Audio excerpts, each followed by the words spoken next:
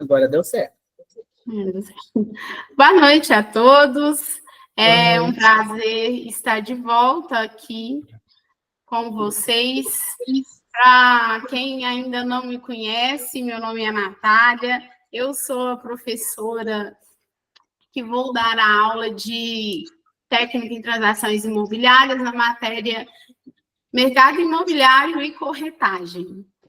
Na outra aula, nós falamos um pouco, né, sobre o mercado imobiliário, nós adentramos um pouco sobre a propriedade, a posse, falamos sobre os imóveis, como você gera valor, agrega valor ao imóvel, né? A gente falou sobre o que enriquece, sobre a linha da economia, na linha da elasticidade, os produtos que têm maior elasticidade ou não, como isso afeta o mercado imobiliário, quando o mercado imobiliário está mais aquecido, um imóvel tende a ser valorizado e esse valor não vai cair, o valor de mercado dele não vai diminuir, e quando o valor de mercado desse imóvel vai diminuir, quais são os critérios a serem adotados, vocês como técnicos, como é que vocês vão oferecer essa avaliação para o cliente de vocês.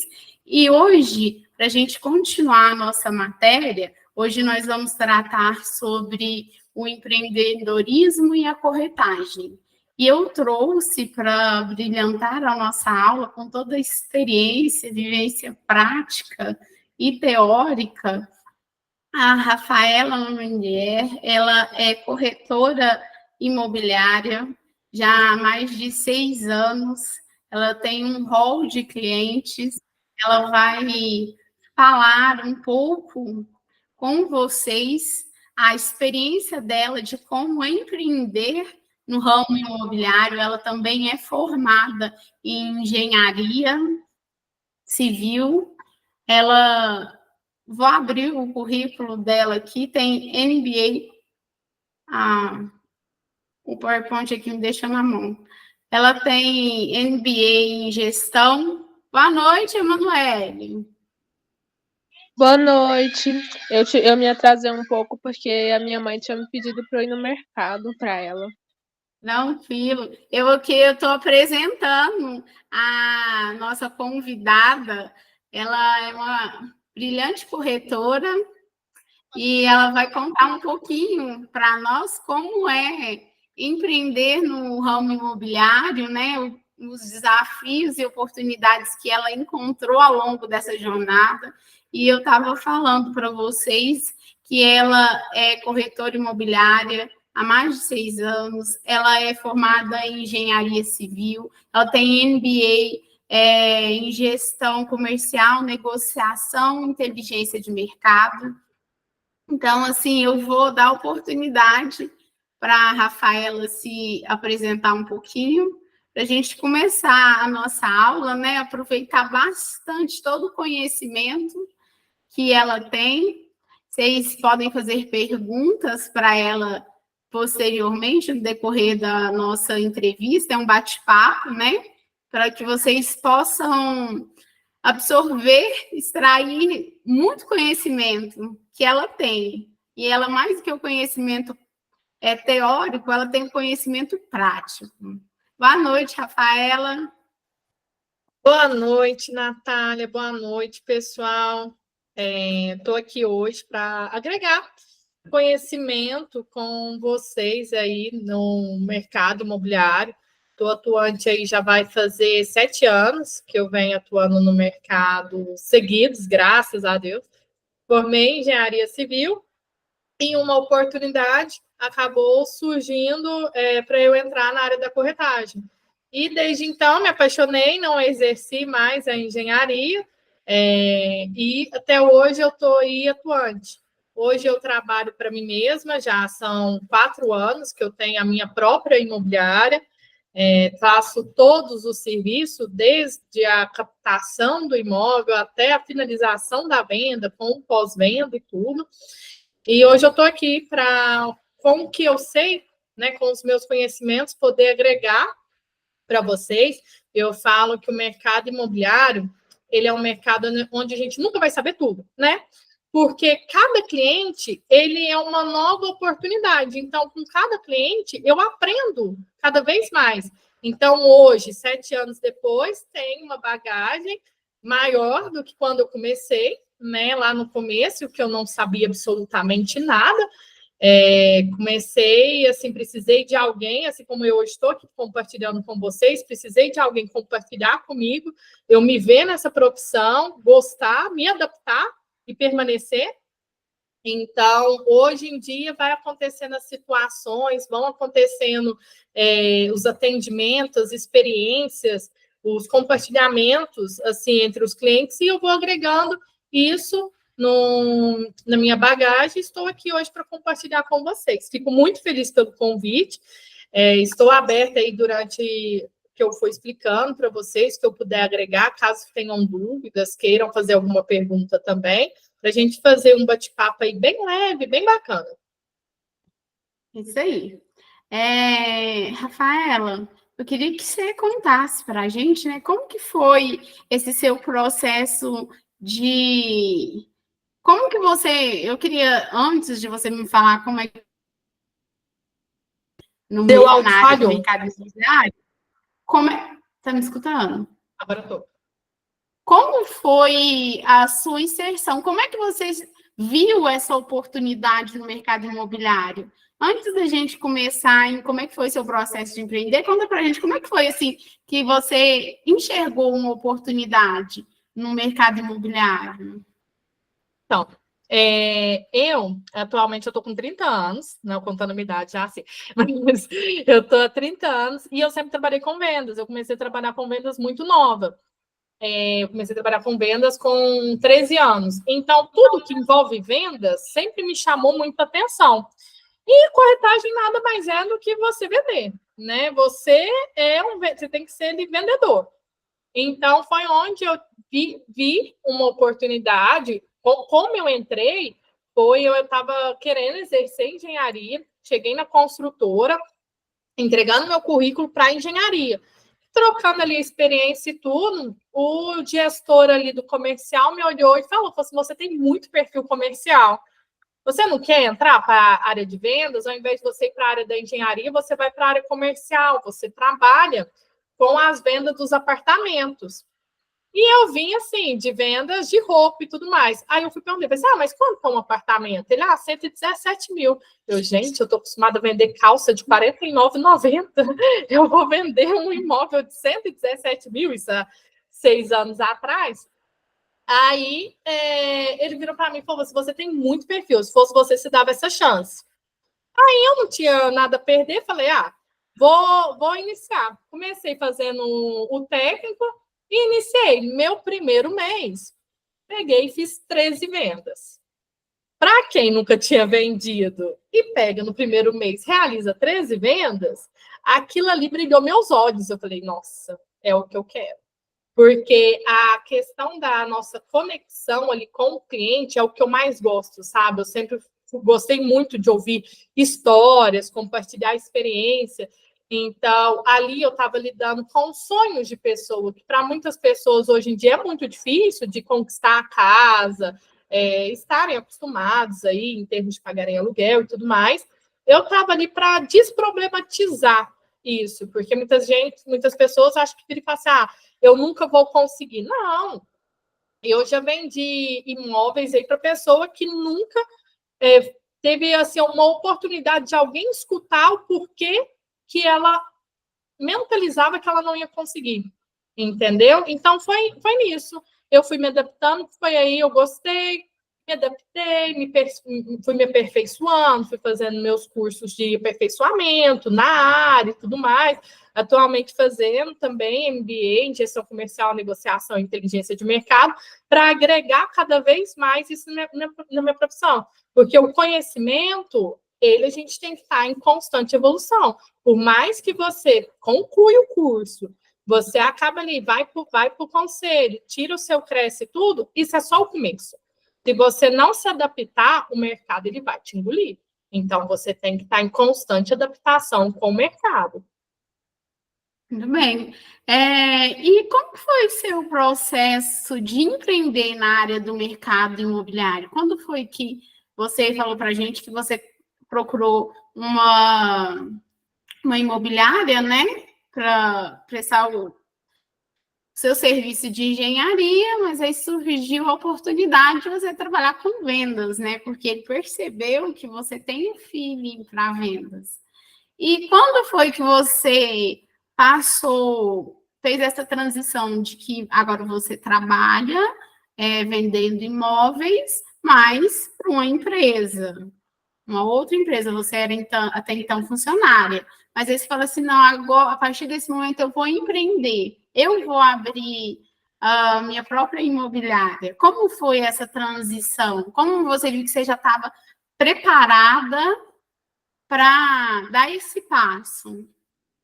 Então, quando eu estava nessa empresa, que eu comecei vendendo esses apartamentos, eram 256 unidades. Era um empreendimento que foi lançado aqui na minha cidade, que era Araxá.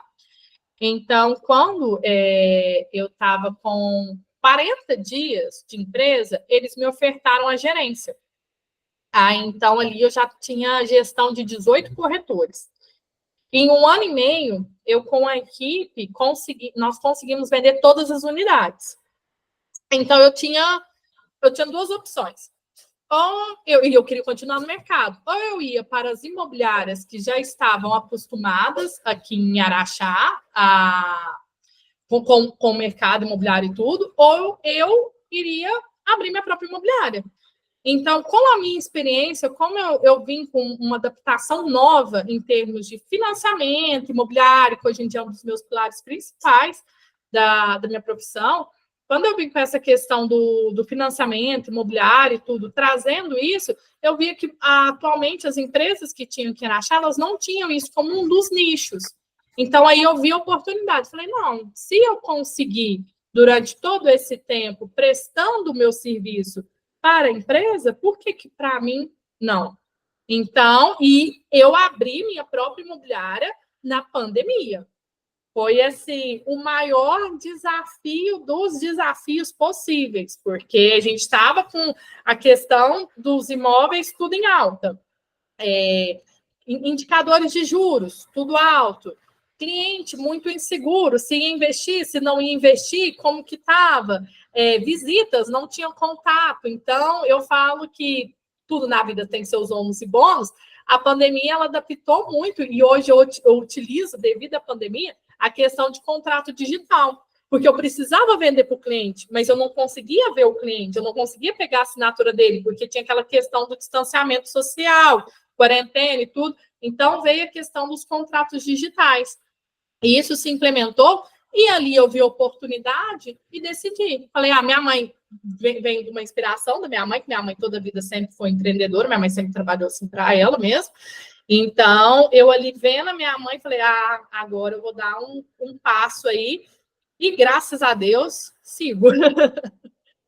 Ótimo. Gente, quando vocês quiserem fazer alguma pergunta, tá? Vocês podem levantar a mão, interromper, vocês podem ficar à vontade. E, Rafael, aí você, né, decidiu empreender, você já começou locando um espaço físico ou você começou já no digital? Você começou em um espaço que era seu, você alugou? Como é que foi esse início? Você falou que sua mãe deu esse insight, foi sua inspiração, né, de já empreender, e você disse que estava em plena pandemia. Então, você já começou com espaço físico ou você primeiro foi para o digital e depois alugou um espaço físico, ou você já fez as duas coisas imediatamente? Então, inicialmente eu já fiz das 2 formas, porque eu tinha, como eu estava como se diz, trabalhando para essa empresa que era exclusivamente esse empreendimento que eu comecei, eu era a cara da empresa, porque além da gerente ali, todo mundo, quando precisava de algo, me procurava. Então, eu precisei me adaptar no mercado de fidelizar meu nome. Eu preciso ser a Rafaela Lamonier, a corretora. a empresa existe aqui, eu presto serviço para ela, mas, por outro lado, tem a Rafaela aqui, que ela é corretora, que vem aí se adaptando no mercado. Então, criei a questão de uma marca, da minha logo e tal, utilizando as minhas iniciais, porque como vem o Rafaela, com PH e 2 L's, o Lamonier, então eu vim com a ideia de utilizar as minhas iniciais para pegar assim no mercado. E, inicialmente, aluguei um espaço, porque na pandemia eu não precisava de um espaço tão grande. Um espaço pequeno ali, ele me atenderia, né? Então, comecei com um espaço que comportava a minha mesa, uma impressora, assim, que era um espaço bem pequeno. E depois, com eu visualizando, assim, pensando, vou expandir para anexar mais pessoas aqui na imobiliária, que eu queria ter um setor jurídico, queria ter um setor comercial, essas coisas, e fui tentando implementar. Só que, no meio do percurso, eu entendi que o quê? Para mim, Rafaela, né, eu falo que a questão do empreender, para cada pessoa, ela enxerga de uma forma. Sim. Eu não queria trabalhar com equipe, porque eu não gostava da questão eu tive uma experiência assim, que me agregou, mas não é uma experiência que eu me vejo novamente, sendo gerente de muitas pessoas. Então, eu não queria manter aquele nicho com aquele tanto de corretores. Então, eu passei a fazer o quê? Hoje sou eu quem faço, eu comentei, faço a captação, contrato e tal, divulgação nas minhas redes sociais, não tem empresa quem cria, sou eu quem faço tráfego pago, tudo, está tudo concentrado em mim. Preciso ramificar? Preciso, mas ainda não consegui. Então, quando eu fui para essa imobiliária, assim, que eu aluguei um espaço maior, eu ficava tanto tempo fora fazendo a prospecção, captação e tudo mais, eu passei a entender que, atualmente, para mim, esse espaço físico grande não se fazia necessário. Eu estava tendo uma despesa ali que, em termos meu financeiro, pelo fato da gente, não, se você empreende, você não tem o seu salário. Então, você tem que estar sempre com o seu financeiro ali detalhado nos pilares do que você quer. Então, eu passei a entender que, para mim, não estava sendo funcional, porque os clientes eles estavam sempre querendo me encontrar onde? Diretamente no imóvel. Eu não estava recebendo mais clientes ali para sentar e conversar e tudo mais. Por quê? Hoje em dia, as pessoas passaram a ficar mais práticas. Então, elas queriam o quê? Antecipar tudo que eu conseguisse com elas online, pelo WhatsApp e tudo mais, fazer todo um atendimento ali, e depois ir para a parte de ver o imóvel. Por quê? Hoje em dia, como eu trabalho com a questão de financiamentos também, eu já faço toda uma análise do cliente, momentaneamente, antes de levar ele no imóvel. Então, eu não gasto meu cartucho levando a pessoa ali para ver o imóvel, sendo que ela não tem o perfil para comprar, porque eu fiz a pessoa perder tempo, eu perdi meu tempo, fiz o proprietário perder tempo. Então, eu faço o quê? Faço uma filtragem com o cliente. Aquisição de primeiro imóvel e tudo mais, depois vou abrir para vocês, explicar como que faz, uma simulação e tudo, e entrar nesse assunto com vocês. Então, nessa prévia, hoje, como eu trabalho? Hoje, atualmente, eu tenho meu escritório, eu trabalho home office, meu escritório é da minha casa, e trabalho totalmente de forma online. Eu tenho contato com o cliente já diretamente na visita do imóvel. Sim, isso é até um próximo tópico do que a gente vai falar, a gente vai entrar nesse assunto do uso da tecnologia, e você relatou, né, uma experiência que ela vem acontecendo não só no seu ramo de trabalho, mas na maioria dos ramos de trabalho em que você não precisa ter um contato direto pessoalmente com o cliente, você consegue transferir ele para o mundo virtual. A tecnologia, ela agrega muito, né? Principalmente no seu trabalho, mas não só no seu trabalho, né? Eu falo assim, até puxando aqui para o meu lado, que eu presto um atendimento jurídico, a tecnologia me possibilita prestar esse serviço totalmente online, eu não preciso ter um contato físico, foi como você falou, né? E como é que como a tecnologia impacta no seu empreendimento, no seu trabalho, para você prestar esse serviço?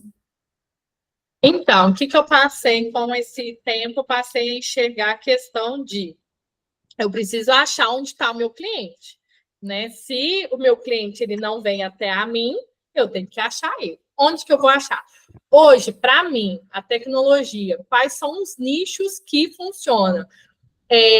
Por questão de cidades, tem outras cidades assim que eles já utilizam plataformas digitais, tem alguns aplicativos e tudo que você consegue deixar. Aqui em Araxá, isso ainda não pegou, né?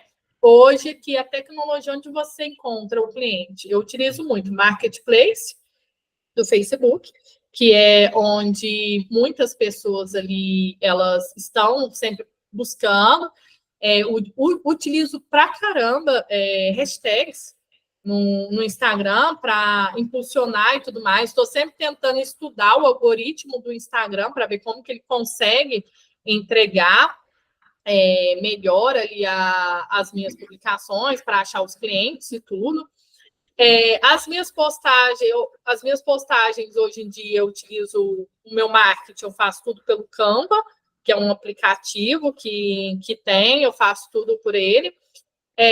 Estou me adaptando à questão de estar em criação, meu site também, que acaba que tem gente, eu achava que não tinha, mas depois pegando assim experiências e tudo, vejo que tem muita gente que ainda procura um site tal, porque hoje em dia a maior rede está onde? Está no Instagram. Né? O Instagram, eu falo que hoje o Instagram tem um canal assim, muito grande. O Facebook ele deu uma caída, mas para mim o Marketplace ele funciona. Como eu mexo também com imóvel rural, eu precisava achar o meu cliente rural que não usa a internet. Então, assim, para mim foi um canal onde eu consegui achar ele, um meio de comunicação, que era através de propagandas na rádio. Aquela propaganda de manhãzinha ali, cedinho e tudo, é um método onde eu utilizava. E hoje que eu vejo também que está crescendo muito no mercado, e eu também estou assim, tentando me organizar para me adaptar, a questão do TikTok. TikTok hoje funciona muito. Uma vez eu estava vendo um podcast onde um corretor falava que a maior venda que ele já fez até hoje foi porque o cliente achou ele pelo TikTok. Então, assim, o dia que eu ouvi isso, me deu uma virada de chave, que eu falei, eu vou me adaptar a isso também. Porque é aquela questão, né? Você precisa enxergar onde você vai encontrar seu cliente. Talvez o nicho que funciona para mim não é o mesmo que vai funcionar para você, né? Vejo muita gente que nem Facebook utiliza mais. Tem gente que não gosta, assim, descartou a rede social Facebook. Eu com o meu segmento aqui em Araxá, funciona muito. Já tentei OLX, não deu certo. Tem amigo meu que mora em outra cidade, que OLX é o canal que ele vende. Então, assim, eu falo que isso vai variando muito de região para região. Você precisa sentir aonde você vai encontrar ali o seu cliente, onde ele está, quais os veículos de comunicação que as pessoas estão mais utilizando na sua região. E quando você faz essa análise de mercado, você começa a entender ali que eu preciso estar, como que eu vou chamar a atenção desse cliente para mim. Então, você começa a se adaptar. Eu falo tudo que é uma questão de adaptação. Eu ainda estou em processo de adaptação. E tentativa e erro, né? Isso resume muito o processo de empreender. Como você disse, você sentir onde seu cliente está. Dependendo do produto que você vai oferecer, ele não vai estar em determinadas redes sociais, ou então ele não vai estar em rede social nenhuma, né? Como você falou, se você é corretor, por exemplo, se você trabalha com vendas de imóveis rurais, muito provavelmente o seu público-alvo ele não vai estar em rede social. Então, assim, você tentar ter esse feeling, como você falou, onde está o meu cliente, que isso é um dos pilares do empreendimento. Onde está o meu cliente? O que eu preciso fazer para chegar até ele? Você disse que teve muito resultado, né, usando o rádio. Bastante. Eu fiz por 1 ano seguido, é o que eu falo também, deixei bastante tempo para fidelizar mesmo, assim, com meu nome, a mensagem e tudo, em um horário fixo, por quase 1 ano, se eu não me engano, foi 1 ano, você não chegou a 1 ano e pouquinho, era um horário fixo no programa na rádio, naquele horário, naquele programa, antes de anunciar tempo e temperatura, e escutar meu nome com a chamada ali, pronto. Então, é uma forma de tudo que se repete fica na nossa mente. Então, era uma forma que eu tinha ali de um cliente e tive muita procura, tive um retorno assim, muito bom de clientes que escutavam rádio, que são uns clientes assim, que é o que eu falo da geração da minha mãe, né? Então, a geração da minha mãe ouvia muito rádio. Então, quando eu queria acessar esses clientes, eu tinha que ir ali. A geração da minha mãe não é de Instagram, não utiliza essas mídias sociais. Ótimo. E como a gente falou sobre o uso da rede social, né? Como é que você aplica a rede social? Outros métodos, né, de fazer marketplace, você falou que você usa a própria rádio. E, assim, como foi que você enxergou, assim, as maiores transformações que você enxergou no mercado imobiliário ao longo desses 6 anos? Foram as mudanças que você teve que se adaptar para chegar no seu cliente final? Olha, em termos assim de mudanças que eu fui me adaptando, eu falo que foi muito na questão do conhecimento, sabe? Porque eu tinha que entender o que eu queria vender, para quem que eu queria vender, como que eu tinha que captar, sabe? Todos esses trâmites, porque o que acontece? Hoje tem algumas pessoas que elas conseguem estar fazendo isso, e funciona. Por exemplo, você determinar um nicho, se você vai querer trabalhar. Tem gente que se especializa apenas em imóveis rurais, tem gente que se especializa apenas em imóveis de alto padrão, tem gente que se especializa apenas em imóveis que vão gerar ali financiamentos, outras pessoas vão pelo método Minha Casa Minha Vida, que é uma plataforma de financiamento através do Banco da Caixa Econômica Federal. Então, eu, com essa questão dessa minha análise, eu precisei me enxergar onde que estava o meu público. Hoje, meu público maior está vinculado em termos assim, de financiamento. Então, eu peguei, visualizei isso, falei, então, me procuram, procurando imóvel um imóvel mais popular até médio alto padrão. Então, eu vou me adaptar nisso. O que eu preciso fazer para me adaptar nisso? Entendeu? Aí, eu peguei ali, eu me adaptei e fui fazendo meus cursos, as especializações, entendendo ali como que funcionava esse mercado. E foi onde, nesse meio tempo, eu acabei adquirindo uma franquia. E hoje eu presto serviços de financiamento de bancos particulares, consórcios, essas coisas, sabe? Então, você acha que é muito importante? A gente vai conversar com quem empreende em vários tipos de empreendimento, de vários nichos, e uma coisa que é quase que consensual entre todo mundo que empreende é você ter um nicho, você ter uma área de atuação específica. Realmente faz diferença em você atrair mais público ou não? Faz. Igual, hoje em dia, eu trabalho, eu não tenho uma régua, né? Porque eu não vou dispensar um cliente que chega até mim querendo vender seu imóvel. Não dispenso. Só que chegar uma casa para mim, uma pessoa, ela tem uma casa de 400, 500 mil. A probabilidade de eu vender 3 casas de 500 mil é maior do que eu vender um imóvel de 1,5 milhão. Consegue me entender? Estamos falando do mesmo valor. Tenho 3 casas de 500 mil, tenho um imóvel que vale 1,5 milhão. Eu vendo mais casas de 500 mil do que vendo um imóvel de 1,5 milhão. Mas por quê? É porque hoje é onde eu uso o termo enraizada, vamos pôr assim. Porque é onde eu miro meu foco, entendeu? Então, eu miro no meu foco hoje no médio alto. que é onde está a maior procura das pessoas, é onde eu tenho mais comunicação com as pessoas, é onde está meu networking, tudo. Porque para você estar em alto padrão, você tem que estar filtrado ali no alto padrão. Para você estar somente no rural, você tem que estar filtrado ali no rural. Entendeu? Eu, nesses anos todos que eu vendi de rural, foi questões de chácaras. Entendeu? Não vendi fazendas, essas coisas, não, porque eu não estou infiltrada com esse pessoal.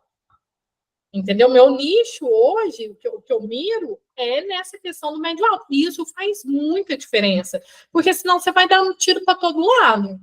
E se você não tem foco ali, se você não mira no que você quer, seu campo fica tudo muito amplo.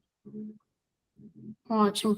Aí, Rafaela, eu queria que você mostrasse, né, para a gente como é feito esse processo, assim, você contou para a gente um pouco como é a captação, né, através da propaganda, que você se utiliza de todos os meios de propaganda que você entende que vai te gerar um resultado e vai alcançar o público que você deseja. Mas esse cliente chega, seja por meio das redes sociais, seja por indicação, né, através do seu network, que você atende o cliente traz mais cliente, né, você consegue boas indicações. E como é que é?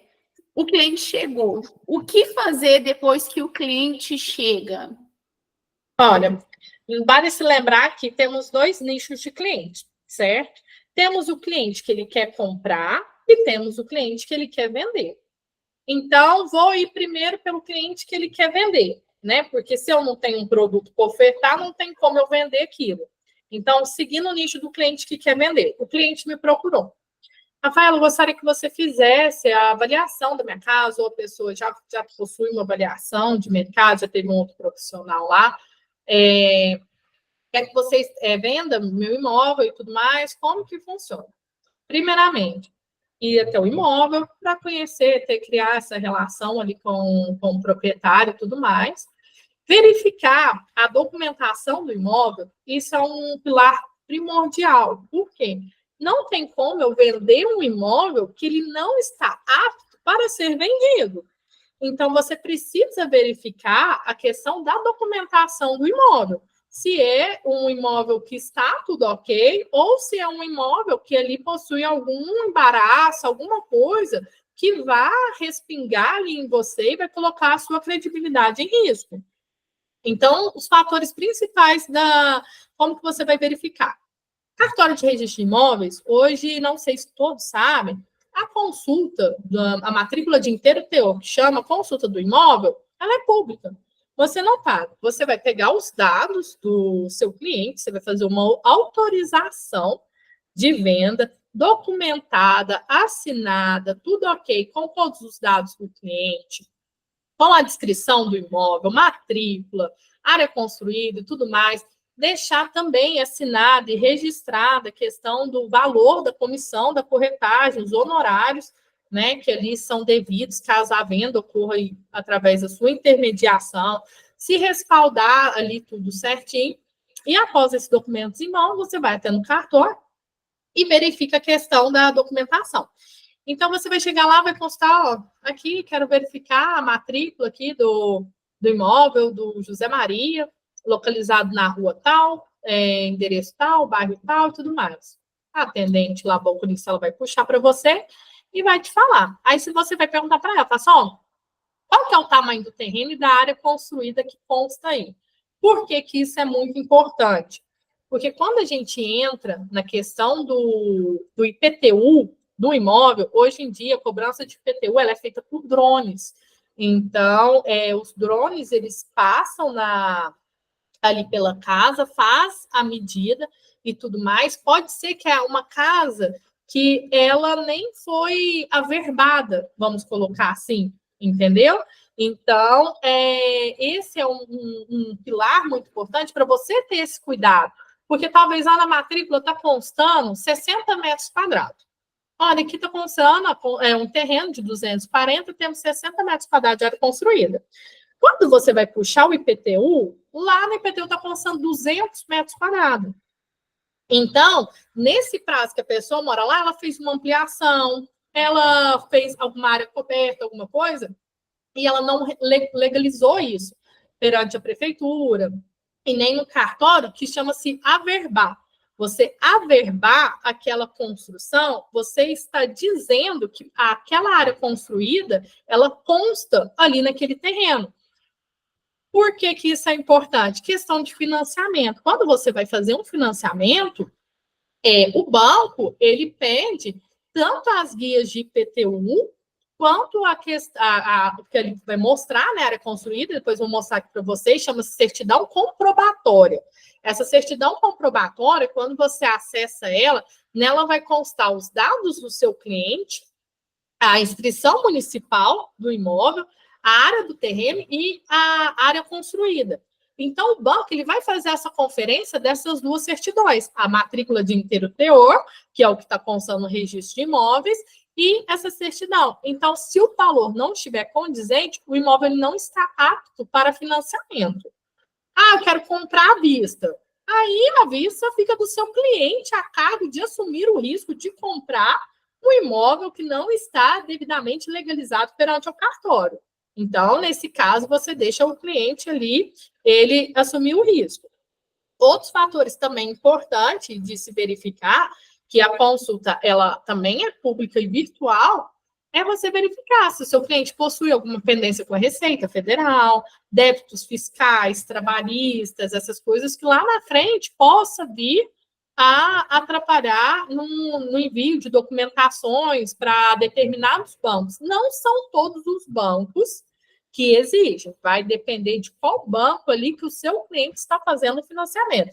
Tem alguns bancos que não só pede o básico, o RG, CPF, certidão de Estado Civil, aquela documentação mais de praxe. Já outros bancos, eles pedem documentações mais detalhadas. Então, caso você queira se prevenir, que é o melhor caminho, porque aí você já fica totalmente seguro daquela negociação. Você sabe que não vai ser um imóvel ali que ele futuramente vai estar, vamos dizer assim, te dando problema, né? Então, você fez essa conferência ali e tudo mais, fez a verificar, pegou a autorização, fez as fotos, iniciou a divulgação. Apareceu o cliente. O cliente, aí a gente vai entrar no nicho falamos de quem quer vender, agora a gente entra no nicho de quem quer comprar. Rafaela, só te interromper um pouquinho. E quem paga essa corretagem? Porque o dono do imóvel te procurou, você fez o contrato, e quem vai pagar? Quem vai pagar é quem vai comprar o imóvel ou quem está vendendo o imóvel? A comissão da corretagem, a forma como eu trabalho, eu calculo ela em cima do valor da venda. Por quê? Você inicia ali com o proprietário do imóvel um valor, mas não significa que aquele valor que você está iniciando vai ser o valor final de venda. Pode haver uma proposta. Então, eu não trabalho com o valor fixado. Eu trabalho com o percentual em cima do valor da venda final. Então, ele, teoricamente, quem repassa para mim vem do proprietário do imóvel, porque é com ele que eu tenho a autorização de divulgação do imóvel dele, entendeu? Ele quem assina para mim. O cliente vem até a mim, depois me procurando e tenta, e vendo, né, uma possibilidade de fazer aquisição de um imóvel, mas quem me paga no final, através do contrato, eu faço um contrato separado do contrato de compra e venda, eu faço um separado do proprietário, da responsabilidade dele para comigo. Então, fica uma negociação entre nós dois. Tá bom. Pode continuar, Rafaela, só para deixar claro. Achei interessante. Tranquilo. Então, agora a gente vai para o nicho, de onde vem o cliente me procurando, né? Uma cautela que eu, Rafaela, tenho, isso é meu particular, eu tomo muito cuidado quando uma pessoa me procura para vender o imóvel e ela reside nesse imóvel. Então, por uma questão de privacidade e tudo mais, eu tento filtrar o cliente o máximo possível. Claro, se ele falar para mim que é à vista, não tem como eu pedir para ele para ver a conta bancária dele para ver se ele tem um dinheiro, né? Senão ele vai falar, sabe, menina invasiva que é essa? Então, aí nesse ponto não tem como. Mas quando é financiamento, as minhas primeiras perguntas, eu quero criar um vínculo com a pessoa, eu quero criar uma interação. Não vou a pessoa virar e falar, esse imóvel está disponível? Tá, não sei o quê. Não. Eu quero entender por que você está me procurando. É sua aquisição de primeiro imóvel? Você é um investidor? Como que é? Estou adquirindo meu primeiro imóvel. Então você já vem olhando imóvel já tem um tempo? Não, comecei agora. Você sabe como que funciona? Não. Então vou te explicar. O banco ele vai financiar até 80% do valor do imóvel. Então, 20% a pessoa tem que ter como entrada, né? Eu tenho um FGTS lá na minha conta e tudo mais. Se somar, eu pergunto para a pessoa, eu falo, ok, se eu somar lá nos seus períodos de recolhimento, você tem no mínimo 36 meses de recolhimento, somando todos os seus empregos trabalhados, todos. Comecei a trabalhar em 1900 numa empresa, fiquei nela 6 meses. Fui para outra, fiquei 1 ano. Então, assim, se eu somar esse período todo, você precisa ter no mínimo 36 meses para você utilizar seu FGTS. Além de o seu contrato, você precisa estar com um contrato ativo. Porque, por exemplo, hoje eu trabalho para mim, mas se eu estiver comprando imóvel e tiver com FGTS retido na conta, eu não consigo utilizar, porque eu não tenho um contrato ativo para eles conseguirem fazer esse resgate. Isso falando com a agência daqui de Araxá. Pode ser que já vi em outras situações normativos de agências variar de acordo com a cidade. Então, é sempre muito importante você, corretor, ir até o correspondente caixa da sua confiança na cidade e pegar a última atualização do normativo caixa que ele possui. Então, esse fator ele é muito importante. Então, ali voltando para a questão do meu cliente, filtrei, fiz a simulação e tudo mais, vou em cima do imóvel que ele quer. Talvez a renda dele nem dá para aquele imóvel. Então, por que eu faço isso? Porque eu economizei meu tempo. Porque a pessoa vai ali, me procura. Vou com ela até no imóvel e tudo mais. Chego lá, ela se ilude, ela se encanta com o imóvel, mas ela não tem condições de comprar. Então, para que eu vou gerar uma frustração nela? Eu não vou fazer o sonho dela ali virar um pesadelo. Então, ali eu já tenho uma noção do perfil do cliente. Eu fiz uma análise de perfil dele. Então, analisei esse perfil. Ele consegue estar fazendo aquisição. Então, vamos para a visita? Então, através da disponibilidade do proprietário ali e tudo mais, a gente pega a agenda visita e seguimos com os trâmites. O imóvel é alugado. E aí? Principal, primordial, perguntar para o proprietário, você já notificou o inquilino? Porque isso é lei. Muito importante. O inquilino tem o direito da aquisição. A primeira pessoa que tem que ser ofertada é o inquilino, gente. Isso é lei. Você não pode levar um cliente no imóvel alugado, onde o inquilino nem está sabendo que o proprietário está vendendo e nem foi ofertado para ele. E a notificação tem que ser formal, viu, pessoal? Formal, AR. Eu sempre falo para meus clientes, manda, endereça, coloca AR para que eles recebam, que você tem aquilo ali documentado. Porque depois, falar que não foi enviado, não foi notificado, nem isso lá na frente vai te dar muito problema. Mas eu já falei, já comentei com o inquilino, ele não quer comprar e tudo mais, já foi ofertado para ele. Ele assinou? Não. Então, ele tem o direito, a partir do momento que você notifica, 30 dias. Ele tem 30 dias para ele poder exercer o seu direito, expressar a sua vontade ou não de fazer aquisição. 30 dias ele não fez após a notificação formal e documentada, aí então o imóvel se torna disponível para venda. Essa notificação tem que estar com todas as informações, valor da avaliação, a forma como você quer receber, vou receber somente à vista, É por financiamento? Estou aberta à proposta? A forma como você vai divulgar para prospectar outros clientes tem que estar disponível para o inquilino. Ele tem que ser o primeiro a ser notificado. Se caso ele não esboçar um interesse nem nada, senão não tem interesse, não tem condições de fazer aquisição. Então, a visita, quando tem inquilino, ela corre de acordo com a disponibilidade ali do inquilino. Claro, hoje, eu brinco muito, eu trabalho no horário que ninguém trabalha. Eu trabalho nos feriados, eu trabalho no final de semana, eu trabalho após as 18. Porque é o horário, eu trabalho os horários de almoço. Então, é um horário onde as pessoas elas conseguem estarem fazendo as visitas. Entendeu? É no domingo, é num final de semana que vai emendar quinta e sexta.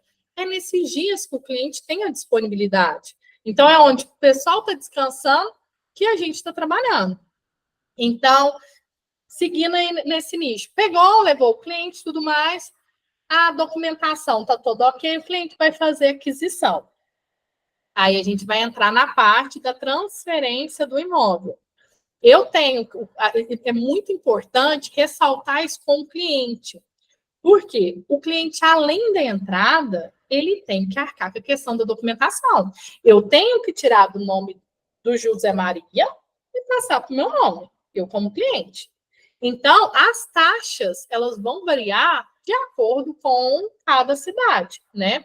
Aqui hoje, em Araxá, a taxa de despesa assim, de cartório, ela está girando em torno de 6% a 7% do valor do imóvel. Então, é muito importante você frisar isso com o cliente. Por quê? Já vi casos, já presenciei casos onde chegou nessa hora o cliente não tinha dinheiro. Então, você fez todo o trabalho e chegou ali, seu cliente não tem dinheiro para documentação. Como que você vai conseguir concluir a venda se você não consegue nem transferir para o nome dele? Essa documentação, alguns bancos, aqui falando por Araxá, alguns bancos particulares financiam, embute ela no financiamento, mas não são todos, irão variar de acordo com o banco. Tem alguns bancos que você paga e depois vai estar embutido no financiamento, ele vai acabar te reembolsando, mas aí não são todos. Então, para a gente não pecar, eu sempre falo, vamos pecar pelo excesso de cuidado, né? Então, para não pecar ali, não te gerar algum transtorno e tudo mais, já informa o cliente. Olha, está na parte da documentação de transferência. É agora que a gente vai iniciar. Qual é o primeiro pagamento? Se é financiamento, a taxa de vistoria do engenheiro. O banco, ele fornece o engenheiro dele para estar indo até o imóvel e verificar se aquele imóvel está condizente com o valor que está sendo vendido ou não.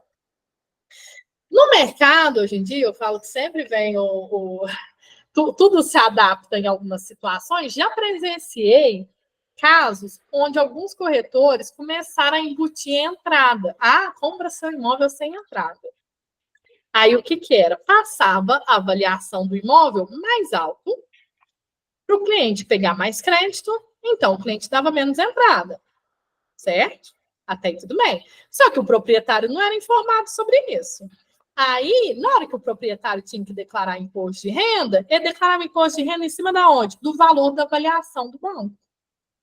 Aí, isso já gerou tanta coisa para vocês. Além de ser ilegal, né, Rafaela? Além de ser ilegal, porque é dever do corretor imobiliário informar todos os gastos, está de forma clara aquilo que ele está pagando, que isso é infração.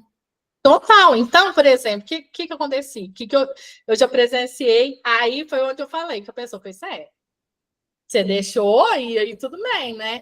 Porque o importante de você sempre documentar tudo, gente, é muito importante a questão do termo de documentação. Por quê?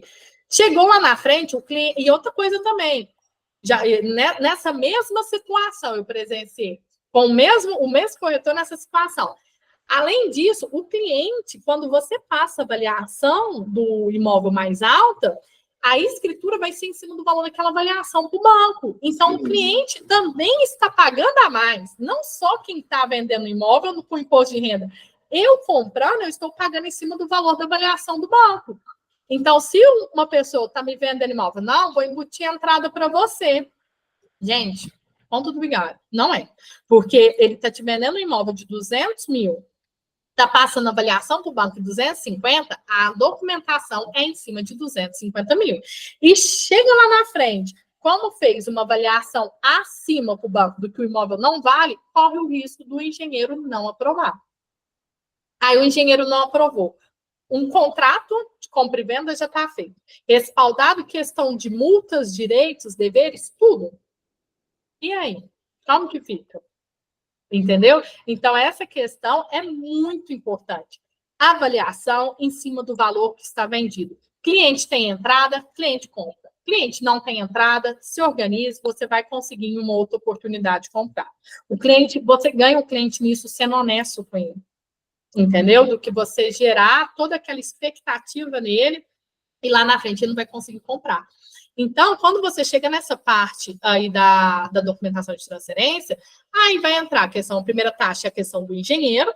Depois do engenheiro, o cliente é chamado para uma entrevista lá na Caixa. Então, ele vai passar lá na Caixa, eles vão explicar, eu estou falando da Caixa, que é o hábito, gente, falar Caixa, mas é no banco, é o banco que ele está fazendo. A gente entendeu. É o hábito. Então, ele é chamado até no banco para fazer entrevista de financiamento.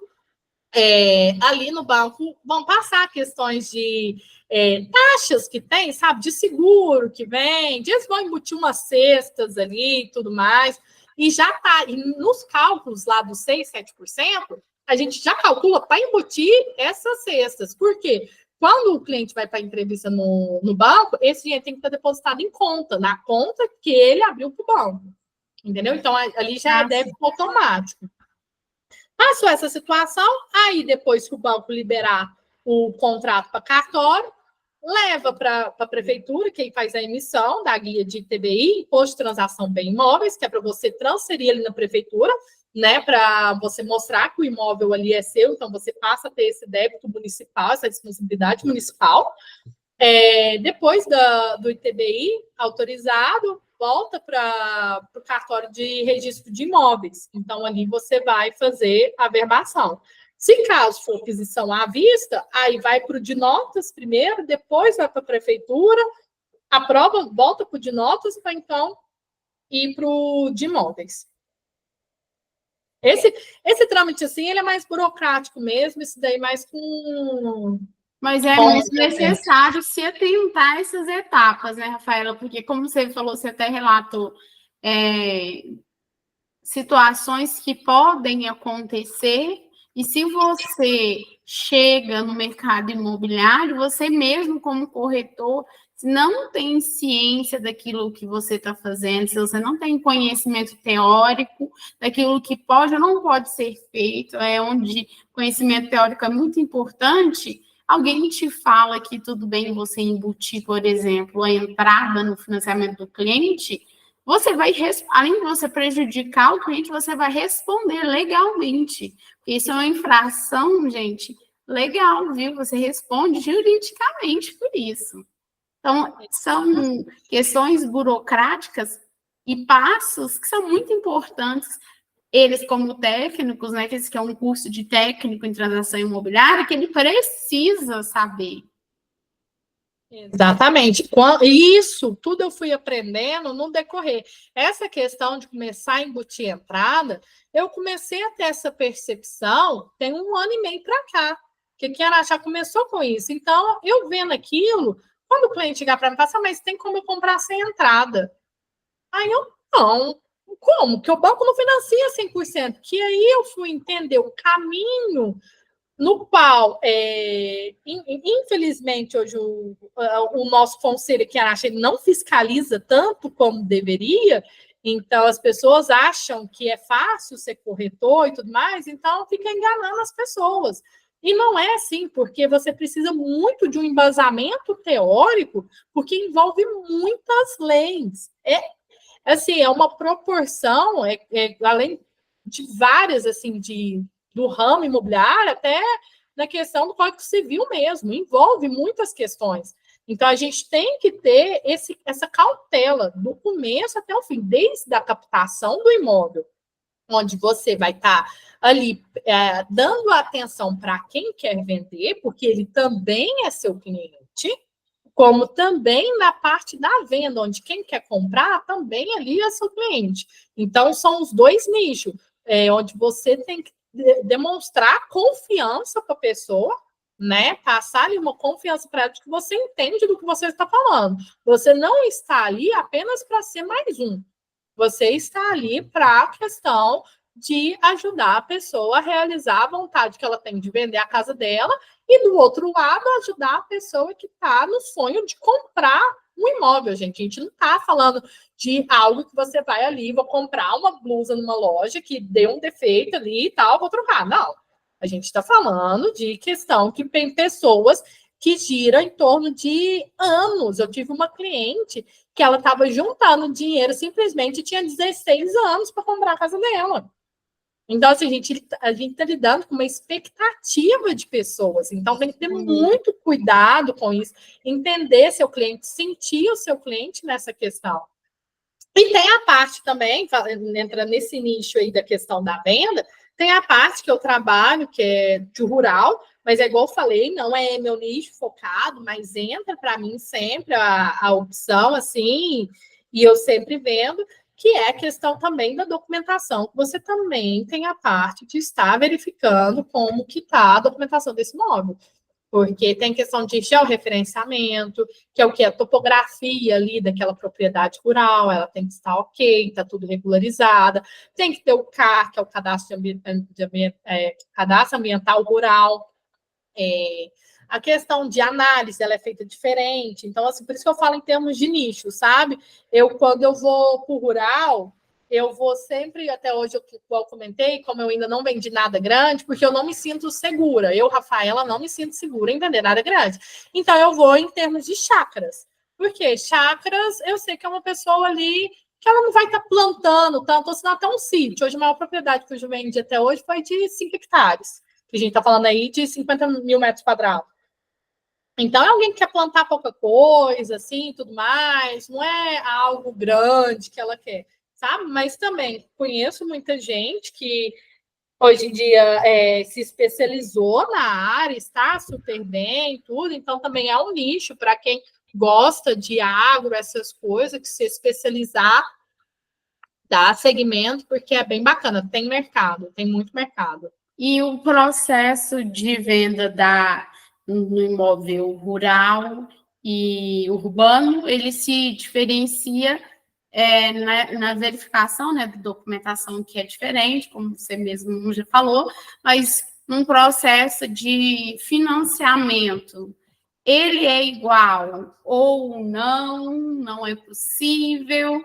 No imóvel rural, a gente sempre está falando de compra e venda à vista. Como é que é essa diferença? O que acontece? Hoje em dia, não são todos os bancos assim que vão financiar. Então, eu nem faço simulação de rural. Quando eu vendo, é a pessoa que ela tem um crédito, que ela conseguiu no banco, o gerente dela, e chegou até mim. Entendeu? Então, assim, são bancos mais privados, onde a pessoa já possui aquele relacionamento e foi ofertado para ela uma possibilidade. Justamente por isso, porque por ser uma questão mais morosa, vamos colocar assim, depender, porque tem muito dinheiro, né, também, e até porque pelo seguinte, aqui em Araxá hoje, para você escriturar um imóvel, para ele ter escritura, um imóvel rural, ele tem que ser a partir de 2 hectares. Sim. Entendeu? Então, assim, por exemplo, se você for considerar essas chacrazinhas, isso é tudo contrato de compra e venda. Então, contrato de compra e venda não vai dar financiamento, porque não tem matrícula. Vai ter a matrícula mãe, né? Então, ali a gente está falando, uma área de 2 hectares, fez chacreamentos ali de 1.000 metros quadrados, então fez 20 lotes, né? Não tem como você desmembrar essa questão. Então, por isso, aí, nesse caso, entra a vista, ou se não, vai entrar uma permuta, tá? E entra muito permuta, costuma-se entrar bastante. Outra coisa também que é interessante respaldar em termos da permuta, principalmente deixar isso muito claro no contrato, dá o direito do proprietário verificar o bem que está sendo permutado. Uhum. É um carro, leva no mecânico e tudo mais, antes de você fazer a finalização ali, a conclusão da venda. Porque senão depois ele na frente também, o proprietário vai vir em cima de você. O carro que você colocou lá no negócio está com problema disso, disso e disso. O imóvel que você colocou está com uma infiltração aqui, assim. Então, deixa sempre muito claro quando vai permutar, porque tem essa opção. Hoje em dia, nem sempre tudo é à vista, é financiado e tudo. As pessoas, elas costumam permutar. Imóvel maior, a pessoa quer permutar um imóvel de menor valor, algo assim. Isso é bem comum. E o restante vai entrar como financiamento. Aí, é até interessante entrar nesse caso pelo seguinte, na hora que você vai fazer, em termos da simulação, por exemplo, estou vendendo um imóvel de 250 mil. O banco vai financiar 200 mil. É o teto máximo de financiamento, 80%. Se a pessoa lá tem um terreno que ela vai colocar no negócio de 150 mil, então, na hora que eu vou passar a avaliação para o banco, eu vou passar 250 mil, mas estou financiando apenas 100 mil, porque 150 mil já está entrando como forma de pagamento através de uma permutação. O banco precisa saber da entrada? Não, o banco é indiferente. A entrada é sempre quem está vendendo com quem está comprando. O banco, a única detalhe que o banco vai olhar quando envolve questão de entrada é se esse cliente vai utilizar FGTS.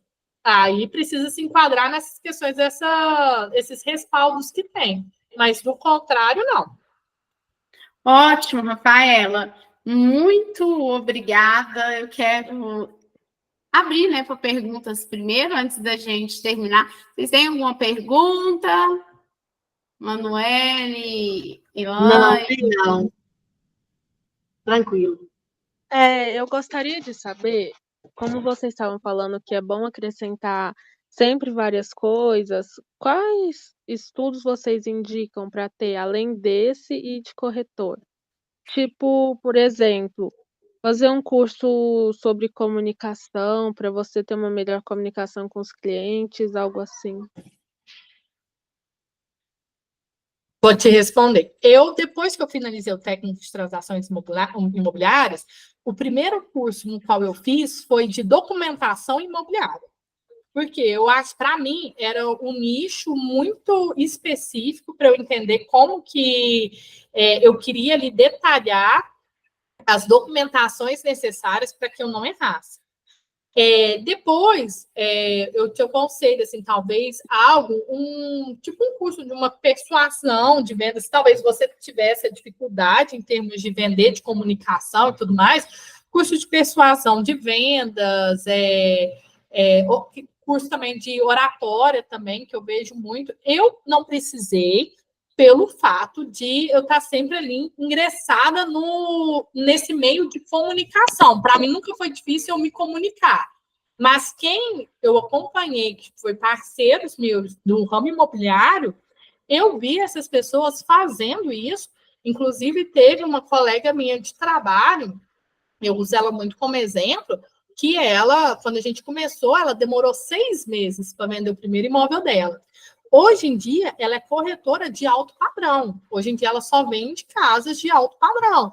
E ela tinha essa dificuldade de comunicação. Então, ela foi fazendo esses cursos de persuasão, curso de vendas, curso de oratória, onde ela passou a se comunicar melhor. E, dessa forma, ela conseguiu ter um diálogo ali melhor com o cliente dela. Então, se hoje, talvez, isso para você seja um empecilho, eu te aconselharia nesse ramo. Eu tenho uma dificuldade muito grande, embora eu goste de conversar pra caramba, não tenho dificuldade em esboçar aqui todas as minhas experiências, nem nada, mas eu tenho uma dificuldade enorme de me gravar. Isso, para mim, é uma dificuldade muito grande. Vejo gente que grava e aquilo ali me prende, eu vejo que aquilo ali vende. As pessoas apresentam hoje em dia o rosto do seu negócio tem que ser você. Então, assim, é algo que até para mim hoje é difícil. Eu estou me desbloqueando com isso através hoje do meu curso, do MBA que eu estou fazendo, por essa questão. Eu vejo que é necessário, a gente precisa se adaptar no mercado. E a gente não pode ter uma mente fechada para isso. A gente tem que abrir, porque você precisa estar ali. Então, vamos quebrar essas crenças limitantes ali que a gente tem. Eu não gosto de câmera, mas hoje em dia o mundo é digital. Eu não quero ser filmada, mas hoje em dia o que vende é isso. Não sei se eu respondi sua pergunta, Emanuele, mas basicamente o que eu te aconselharia seria nisso. Respondeu sim, viu? Muito obrigado. Eu tenho uma certa dificuldade, às vezes, com isso. Eu também, tá? Eu te entendo. Natália, eu não sei como que tá meu tempo, que se der, eu queria mostrar o simulador aqui da Caixa, só para terem uma noção. Pode mostrar, depois eu complemento a minha aula na próxima aula. A gente pode perder oportunidades, né? A gente não tem você todos os dias. Aula que vem eu ainda estarei aqui. Eu posso dar a minha matéria na aula que vem. Nossa, eu te falei que eu gosto tanto. Gente, eu sou tão apaixonada com a minha profissão, sou tão apaixonada, que eu falei para a Natália, falei assim, Natália, eu tenho muito tempo, porque eu começo a falar, eu empolgo, porque se eu pudesse falar para todo mundo, gente, seja corretores, quando vocês forem estagiar, podem me procurar, o que eu puder ajudar vocês, meu telefone está aí na apresentação da Natália, podem salvar, se vocês forem fazer algum atendimento, alguma coisa, pode me seguir nas redes sociais, que eu puder ajudar vocês, gente, eu estou, assim, de coração aberto, porque eu sou apaixonada. Se eu falar assim, você se imaginaria sendo corretora? Não, nunca me imaginei. Eu me imagino sendo outra coisa? Não, porque eu sou apaixonada pelo que eu faço. Eu vou espelhar aqui minha tela com vocês. Deixa eu ver se eu tenho que... Tenta espelhar, porque a coisa eu minimizo aqui, eu paro a minha apresentação. Foi? Deu, apareceu. Apareceu? Vou abrir o da Caixa, porque é o mais de praxe hoje em dia. Mas depois aqui eu tenho uma outra aba aqui aberta da Credit Home, onde eu pego isso e coloco aqui para vocês também. Credit Home é a parceria que eu tenho da Franquia hoje, onde eu faço financiamentos pelo Bradesco, Itaú e o Santander e a própria Credit Home. Então, aqui, ó, esse daqui é o site da Caixa, tá? Você vai digitar no Google simulador habitacional Caixa. Vai aparecer aqui para você. Então, essa parte aqui é onde eu comentei com vocês, que é o principal de você entender o seu cliente, que é de financiamento. Só um minutinho, deixa eu te interromper. Todo mundo está conseguindo visualizar? Sim, para mim está aparecendo. Sim, tá ok. Então tá bom, pode continuar. Então, aqui, ó, você vai perguntar para o seu cliente, né? A questão de financiamento residencial, comercial, rural. O rural aqui, confesso para vocês, nunca utilizei. Comercial também não. Então, eu sempre vou para o residencial. O que você precisa entender da questão de residencial? Uma outra coisa também que eu não comentei com vocês, dos nichos, né, de aquisição. Se é um imóvel novo, se é um imóvel usado, hoje a Caixa ela tem a opção de aquisição de terreno, tá? O banco ele vai financiar a pessoa que quer comprar um lote, mas ela só vai comprar o lote, tá? Então, ali o banco ele vai financiar até uma determinada porcentagem e o restante vai ficar como entrada e tudo mais. Ela vai estar pagando pelo banco questão do lote. Se caso ela quiser financiar a construção e tudo mais, ela tem de quitar esse financiamento do terreno para, então, ela fazer o financiamento da construção.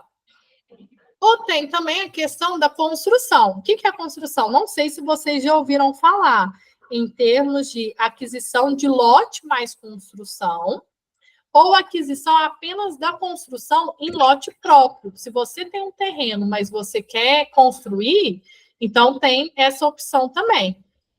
Certinho? Vou seguir aqui. Todo mundo entendeu aqui essa parte? Sim, tá. Beleza, então vou seguindo aqui. É porque na hora que eu espelho minha tela, gente, eu não consigo ver vocês. Aí por isso que eu fui perguntando. Ó, aquisição de imóvel novo. Vamos colocar que essa pessoa ela está procurando um imóvel de 300 mil. O imóvel dela, ela está procurando aqui em Araxá. Se caso esse seu cliente ele já possui imóvel na cidade que esteja... Lembrando que imóvel seria uma casa. Se a pessoa tiver um terreno, nesse caso não se aplica. é questão de uma casa. Então, se a pessoa possui uma casa registrada no cartório de registro de imóveis, você assinala essa opção. Não possui imóvel na cidade, estou fazendo aquisição do meu próximo imóvel. Não assinala nada. Aqui vai dar a opção do estado, o estado onde você vai estar, a cidade de onde é o imóvel. Seguimos. Tudo que contém asterisco é um campo obrigatório para a gente seguir com a simulação. Então, aqui, qual o seu CPF? Não tem necessidade. Qual no seu celular? Não tem necessidade. Qual a renda bruta familiar mensal? Vamos lá na questão do seguinte. Eu sou casado no civil. Eu ganho 5 mil e meu esposo ganha 2 mil. Então, a nossa renda bruta familiar é 7 mil. Eu moro junto. Eu ganho 3 mil, meu esposo ganha 9. A nossa renda, ela se torna 12? Não, é opcional. Por quê? Quando você vai fazer a aquisição do imóvel, através de financiamento, o banco ele vai exigir a sua certidão de estado civil. Então, se não está registrado no cartório de registro civil, fica opcional, certo? Você ali comprar junto com a pessoa ou não. Então, nesse caso, e onde que o banco vai analisar? Quando a gente pega um olerite, nele vai constar lá a base de cálculo de FGTS. Nesse número ali, que o banco vai verificar como a renda da pessoa. Ou seja, talvez venha lá descontando. Ali aparece questão de bônus, vale alimentação, 13º, férias, essas coisas. O banco não vai aparecer. Eu vou tentar abrir aqui uma opção. Vocês ainda estão vendo minha tela ou não? Sim. Vocês estão vendo aqui tá o documento? Não.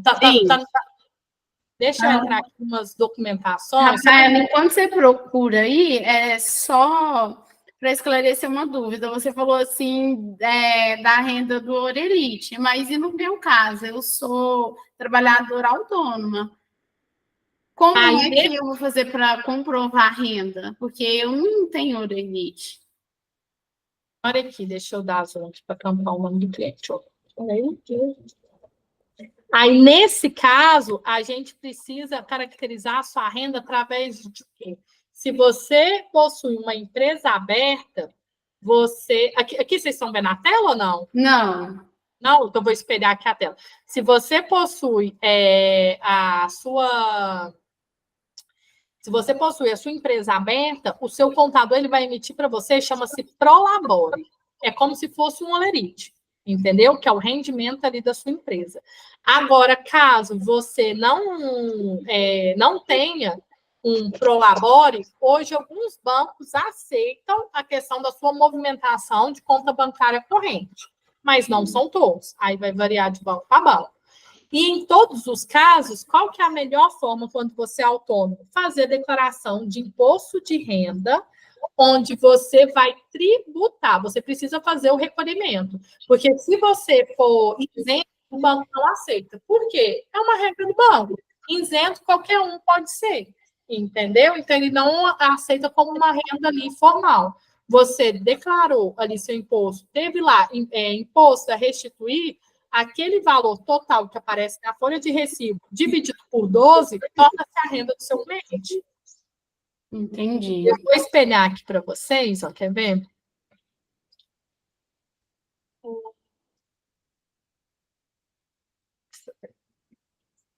Aqui.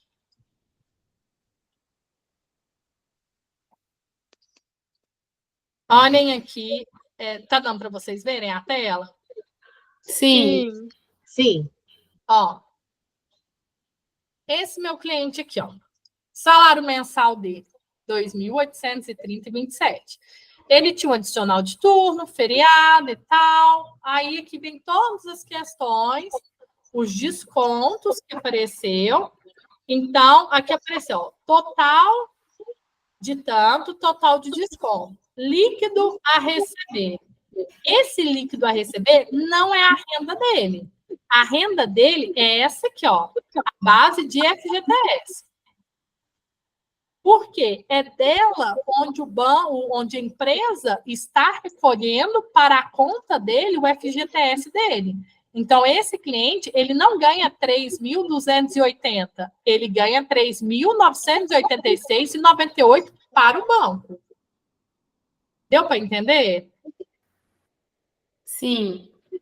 É um pouco assim, complexo mesmo, mas assim, se vocês pegarem essa análise, assim, é sempre importante você olhar o quê? No holerite do seu cliente. Onde estou recolhendo FGTS? O valor recolhido do FGTS é o valor que você vai analisar dele como renda. Lembrando que casou no civil, gente, uma só carne. Isso é bíblico. Não é nem a gente que dita. Isso já vem da Bíblia. Então, assim, tenho pendência no meu CPF, meu marido não tem. Consigo fazer no nome dele? E Deus, então, fez uma só carne. Não tem como. Tem que limpar a pendência no seu CPF para, então, vocês conseguirem fazer o financiamento. Agora, se não forem casados no civil, aí fica opcional. Claro que, quanto mais eu provar para o banco que eu ganho, mais crédito ele vai me dar. Né? Então, quanto mais crédito eu tenho com o banco, maior vai ser o imóvel que eu consigo fazer aquisição. Mas lembrando da proporção que vai depender do que seu cliente tem de entrada. Não adianta você ver que seu cliente consegue comprar para a renda dele. Cara, você compra um imóvel de 500 mil, mas a pessoa não vai ter entrada, não vai ter documentação. Para que você vai iludir o coitado? Não justifica, tá? Aí, então, aqui, seguindo para... Vocês ainda estão vendo a tela? Ainda não? Sumiu, né? Sumiu. Agora sumiu. Então, vamos lá. Seguindo a análise desse cliente, de 3.986,98. Então, a gente vai colocar certinho, 3.986,98.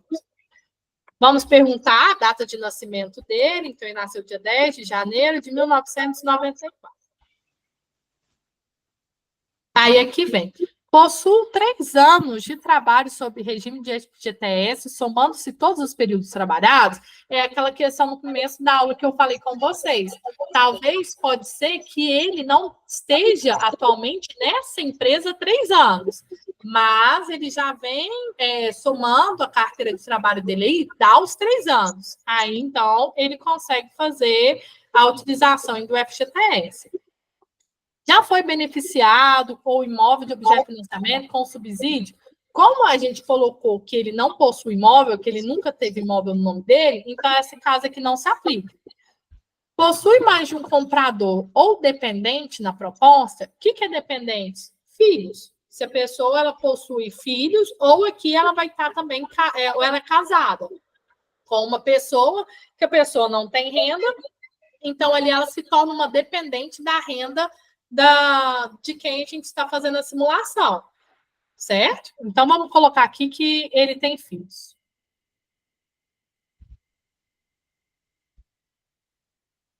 O que aconteceu aqui, ó? Me deu a opção dos tipos de financiamento. O que é SBPE? Não sei se vocês já ouviram falar.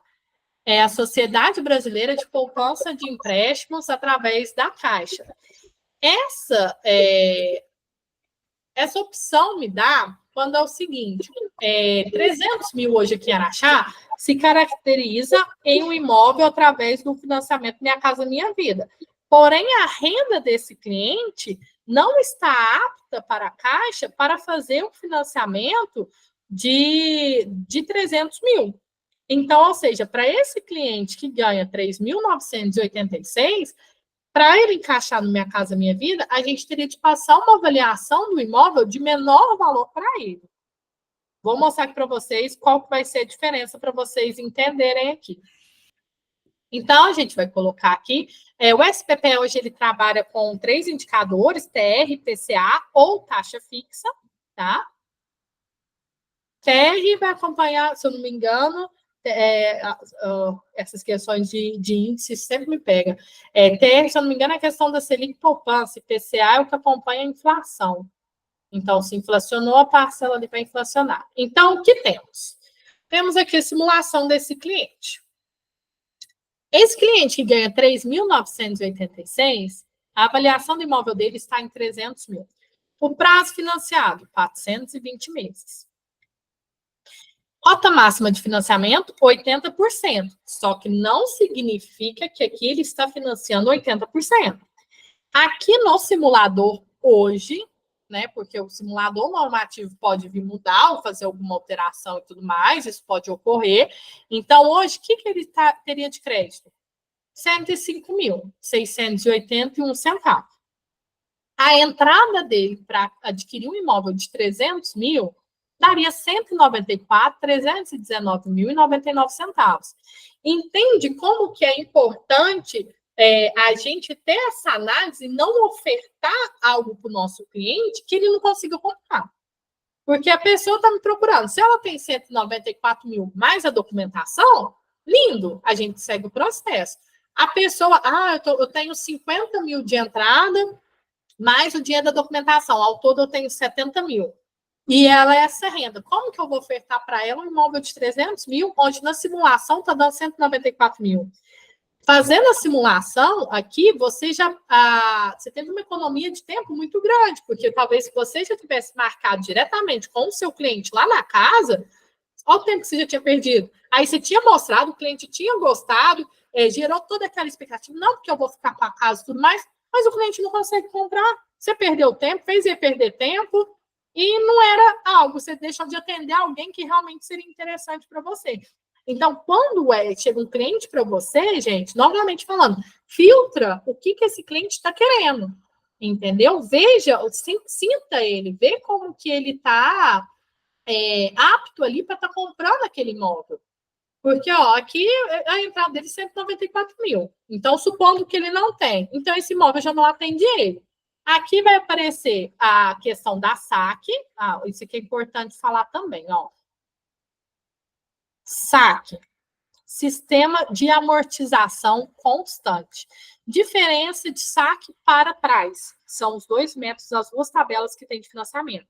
Saque, a parcela ela vai começar alta e ela vai cair com o tempo. Notam-se que começou com 1.148 e vai chegar em 278,62. Claro que o banco tem todo lá o cálculo de juros lá dele, que vai entrar em outra questão de estatísticas e tudo mais, que a pessoa nunca está pagando só pelo financiamento. O banco ele tem que ganhar em cima disso. Então, embute juros ali, todas essas questões, tá? Então, a pessoa vai começar as primeiras prestações em 1.148,46. Se vai depender do indicador que ela for escolher, né? Aqui nós colocamos a TR, então hoje estaria aí em juros efetivos de 9,99% ao ano.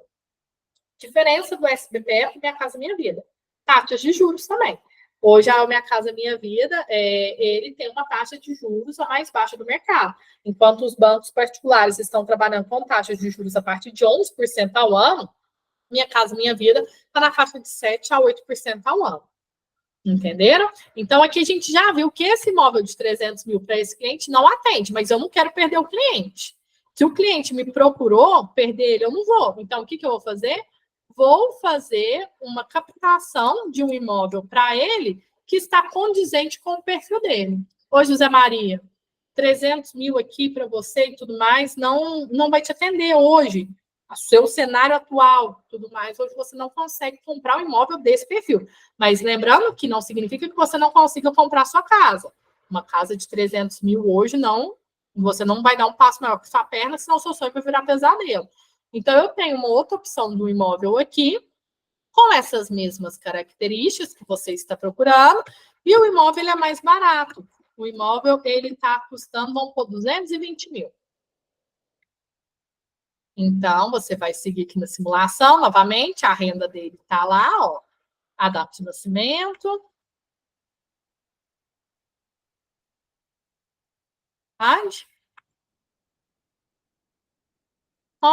E não deu, gente. O simulador hoje ele está me tapeando.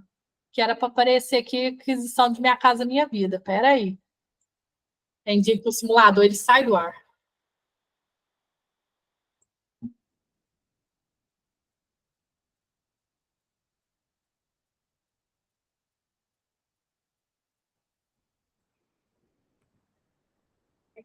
Agora apareceu. Então, a gente vai chegar aqui nessa parte e vai aparecer, ó. Programa Minha Casa Minha Vida é recurso FGTS. Imóvel vinculado a empreendimento financiado na Caixa. O que é isso? Não sei se vocês já ouviram falar de empresas onde elas utilizam do recurso da Caixa para estar fazendo uma construção do imóvel. Quem usa muito isso? A famosa MRV. Não sei se vocês já ouviram falar da MRV. Como que funciona a MRV? Você vai fazer a aquisição daquele imóvel na planta. Então, durante o prazo de construção dele, você vai estar pagando, chama-se evolução de obra. É um proporcional em cima do valor ali da sua parcela, certo? Depois, quando o imóvel ficar pronto, então você começa a pagar suas parcelas de financiamento. Mas a MRV ali, ela está construindo com o recurso da Caixa. A Caixa vai lá todo mês, faz medição, libera para a planilha na qual ela apresentou no início do fechamento do contrato com a Caixa, e seu cliente vai pagando a evolução de obra, certo? Nesse caso do nosso cliente, ele já tem uma casa, ela está pronta, ela não se enquadra nisso. Então, ele está enquadrado o quê? Programa Minha Casa Minha Vida, recursos FGTS. Olha como que cai a entrada do nosso cliente. Conseguem notar que de 194 caiu para 53? E temos uma palavrinha aqui, ó. Subsídio. O que é subsídio? Como a Caixa ela é um banco federal, em parceria com o governo ele disponibiliza subsídio para quem está fazendo a aquisição do seu primeiro imóvel, tá? Se a pessoa já teve um imóvel, vendeu ele e tudo mais, tem um determinado prazo, de acordo com o normativo de cada cidade, ela consegue estar comprando novamente pelo Minha Casa Minha Vida? Consegue, dependendo desse prazo que ela vendeu esse imóvel, tiver, no mínimo, tem uns anos, aqui em Araxá, se não me engano, é 7 anos. Mas a pessoa, quando ela fez a aquisição, ela teve subsídio. Ela consegue subsídio novamente? Não. Subsídio você só tem direito o governo ele só te concede ele apenas uma única vez, certo? Então, por isso que tem aquela pergunta lá, ó, que, ó, já fui beneficiado quando a gente montou lá, ó, a proposta do cliente, com um subsídio concedido pelo FGTS União, nesse caso aqui do cliente, aquisição de primeiro imóvel. Então, esse nosso cliente, com imóvel de 200 mil, imóvel novo, ele vai estar financiando 145 mil, ele está tendo um subsídio de 1.602. Então, quando você for apresentar para o seu cliente, você vai apresentar para ele da seguinte forma: ó, José Maria, eu tenho aqui um imóvel para você que o banco está te liberando 145.142,78 acrescidos de 1.602 de subsídio. Esse subsídio ele não vai pagar, isso quem está dando para ele é o governo. Então, ao todo, ele tem um crédito de 146.744,78. A diferença desse valor que ele tem de financiamento e subsídio com o valor do imóvel é a entrada. Então, se vocês pegarem aí na calculadora e forem somar valor de financiamento mais subsídio, é o crédito dele, 146.744,78. Tirando o valor do imóvel, que é de 200 mil, a entrada dele é de 53.255,22. Então, além da documentação de transferência do imóvel para o nome dele, ele precisa ter esse valor de entrada. Se caso ele enquadra naquela questão da FGTS, ele tem 30 mil de FGTS, a entrada dele vai ser apenas 23.255,22. Por quê? Se a pessoa ela se enquadra nas regras, ela pode utilizar o FGTS para bater na entrada, adaptando a questão das regras de 3 anos e estar com o contrato ativo, certo? Agora, olhem a diferença. Olha como que cai a questão dos juros. Do Minha Casa Minha Vida para o SBPE. Lá nós estávamos falando de uma taxa de juros de 9,99%. Aqui nós estamos falando de 6,7%, certo? As prestações, R$ 1.183,30. Ah, não quero saque, não quero pagar amortizado, eu quero pagar aquela fixa. Tem como? Como vai ficar? Você vem aqui, altera o método como que ele vai pagar. É o que eu falo, tem dia que o simulador, por ser um site federal, tem dia da Caixa, tem dia que ele está de bom humor, tem dia que ele está de mau humor. Vai ter vez que ele não vai te dar a opção de fazer pela price sem mudar a entrada. Mas isso aí é só, vai variar mesmo. Se caso colocarmos a price, olha, a prestação do nosso cliente? Ele vai pagar R$ 928,43 para esse imóvel de 200 mil. Conseguiram notar essa diferença da price para saque? O que é uma diferença de uma para outra? Ó, a gente pode notar que as parcelas elas vão se manter constante. Qual que tem mais juros? Se for uma pergunta do seu cliente.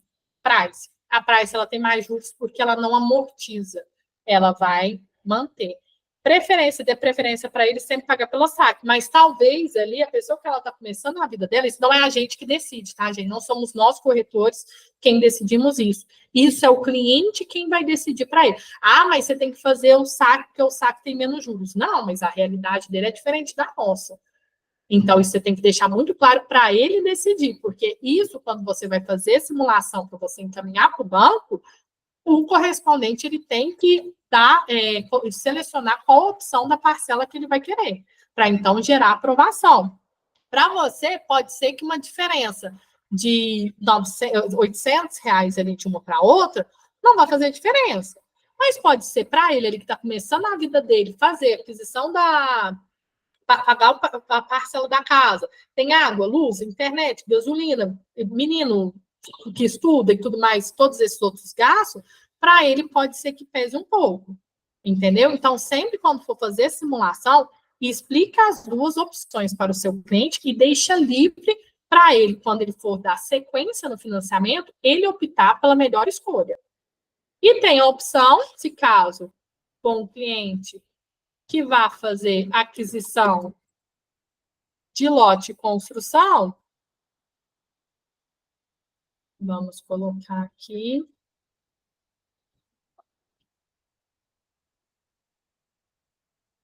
Construção. Tem a pergunta aqui, ó. O lote onde a construção será edificada está alienado ou hipotecado? Que é a questão de eu comprei um lote pela loteadora, essa loteadora ali, eu ainda devo ela. A Caixa vai quitar esse saldo devedor com ela e me repassar a diferença. Também tem essa questão dessa análise ali a ser feita. Então, aqui a gente vai colocar, ó, valor aproximado do imóvel. Vamos colocar uma aquisição de 400 mil.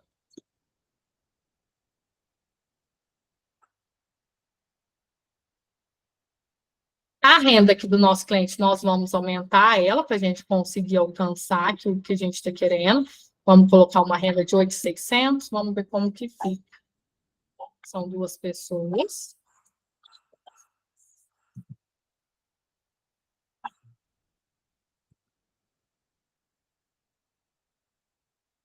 Muito importante a gente observar aqui o seguinte, ó, vou explicar aqui para vocês. Aqui nós temos a avaliação em 400, valor do financiamento, R$ 231,43, valor da entrada, R$ 168.995,57. Aqui nós estamos fazendo a aquisição do terreno e da construção, certo? Nesse caso aqui, porque para me dar um exemplo aqui para vocês, se tem a opção da construção em terreno próprio, terreno é meu, de 400 mil, o banco está me liberando 231, eu tenho que comprovar para ele de entrada que eu gastei 168, por aquela questão da verbação, depois você tem que comprovar para o banco que seu imóvel vale 400 mil, porque todo mês ali o engenheiro vai fazer a medição. Importante, quando é aquisição do terreno e da construção, o que acontece? O banco, ele não vai financiar o 100% do terreno que você está comprando. Então, o banco, ele também vai analisar que, se você está comprando, ó, desses 231, vamos supor que o nosso terreno vale 150 mil. Então, desses 231 que eu tenho financiado, 120 mil é para o meu terreno. Porque o banco ele vai estar financiando somente 80% do valor do terreno. Então, 20% eu tenho que repassar para o proprietário. Isso é tudo documentado aonde? Na hora que a Caixa vai fazer a avaliação do terreno, na hora que vai o engenheiro lá vistoriar. Aí, nesse processo de aquisição de terreno e construção, é sempre importante ter um engenheiro ali talvez seja alguém da confiança do seu cliente e tudo, mas é importante você estar alinhado com o engenheiro, porque quem vai montar a planilha para apresentar para a Caixa é o engenheiro. Mas só que você está fazendo os trâmites ali da documentação. Tudo tem que caminhar junto. Por quê? Como que é esse trâmite de terreno e construção? Foi lá, fez a aquisição, gostei do terreno, né? Então, vai vir a parte burocrática. Até o seu cliente do terreno receber, o engenheiro que está fazendo a análise junto com o seu cliente, ele tem que ir lá fazer a medição do terreno, ele tem que fazer o projeto, ele tem que aprovar o projeto aqui em Araxá chama-se IPDSA, que é o órgão da prefeitura que é responsável por fiscalizar. Ele tem que aprovar, liberar o alvará de construção junto à prefeitura, para então juntar todas as documentações com CREA, com a planilha, que é uma planilha que o engenheiro tem que fazer determinada para a Caixa, com essa autorização para mandar para a Caixa verificar, mandar o engenheiro dela lá no terreno. Nesse prazo todo que a gente está falando, o proprietário não recebeu nada. Provavelmente vai depender da negociação se ele recebeu um sinal ou não. A questão de você colocar um sinal no negócio segura o contrato? Segura, você dá uma responsabilidade? Dá. Só que analisa muito a questão do percentual que vai ser jogado para o sinal, porque se caso lá na frente não aprovar conforme estava no começo, vai te gerar todo um transtorno. Então, ali nesse trâmite todo, estamos lá, foi PDSA, a prefeitura aprovou e tudo mais, mandou para a Caixa. A Caixa pegou, fez a avaliação, manda o engenheiro dela, o engenheiro vai fazer a vistoria do terreno para verificar se o valor da avaliação está condizente com o que está apresentado na Caixa, além da planilha dos valores ali que está sendo passado, para então ela liberar a escrituração. Entenderam? Então, desse valor da entrada, está incluída. Qual que é a entrada? A entrada é para construção e para o terreno, quando é aquisição de terreno e construção. O terreno não é meu, estou comprando terreno e quero construir nele. Tem como? Tem. Tem como eu enquadrar na Minha Casa Minha Vida? Tem. Aí entra aqui hoje em Araxá, é o que eu estou falando para vocês, é sempre importante vocês saberem como que está na cidade de vocês. Araxá, o teto máximo de avaliação hoje Minha Casa Minha Vida, 350 mil. Então, tudo que passa de 350 mil hoje que não se enquadra na Minha Casa Minha Vida. E renda. Renda acima de 8 mil. Ganho 8.001 real. Não se enquadra. Entendeu? Então, a renda hoje aqui, o teto máximo está de 8 mil e o imóvel está o teto máximo de 350. Esse caso aqui do nosso cliente já foi diretamente para o SBPE, porque a avaliação está em 400. Aí, nessa questão do terreno, de terreno e aquisição também, é importante ressaltar com o cliente de vocês, quando eles procurar para vocês, para esse segmento, que o primeiro passo da construção, ele quem faz. Porque olha como que funciona essa questão, como ela é burocrática. Para a Caixa liberar o dinheiro para você, você tem que iniciar a construção, para então o engenheiro ir lá, fez a fundação e tudo mais que estava aqui na planilha. Aí, então, ela começa a liberar a verba para o seu cliente. Por que isso é importante de ser falado? Porque talvez o cliente ache que ele já vai começar a construir com recurso da Caixa. Não, você tem que preparar ele que, na primeira instância, primeira etapa ali da planilha, ele que tem que dispor, para então, dali em diante, a Caixa fazer o pagamento para ele e ele vai construindo com o dinheiro da Caixa. E, nesse caso, também aplica-se a questão da evolução da obra. Se o cliente está tudo parado, ele não iniciou, só fiz a terraplanagem até agora, não mexi com nada, vou deixar ali. Até eu iniciar, porque a partir do momento quando você inicia, que vai o engenheiro lá, a planilha do prazo que você colocou para a Caixa, ela passa a contar. O que ele está pagando? Ele está pagando a evolução de obra. Mesmo que ele não tenha iniciado nada, a Caixa vai cobrar dele ali um percentual em cima daquela parcela. Então, é muito importante também frisar isso com ele, porque senão depois vai chegar mensagem para vocês aí no telefone, o que é isso que está debitando na minha conta? Porque o débito é automático. Se não tiver dinheiro, cai aonde? No cheque especial, quando a pessoa passa pela entrevista. Esse cheque especial, a Caixa ela já contrata ali automaticamente. Se ficou em cheque especial, e vira aquela coisa toda. Mas, faltou só a questão da certidão comprobatória, que eu queria mostrar para vocês um exemplo de uma, que é da prefeitura. Eu vou abrir aqui para vocês, rapidinho.